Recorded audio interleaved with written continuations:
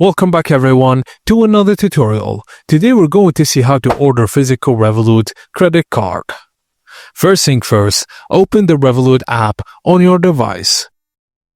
Go to Home on the bottom menu, then tap the card icon on the top right corner. Tap Add New and at the top, choose the type of card like debit, pro, joint, or for kids or teens.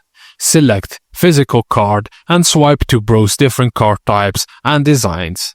Just follow the on-screen prompts to confirm your details and place your order.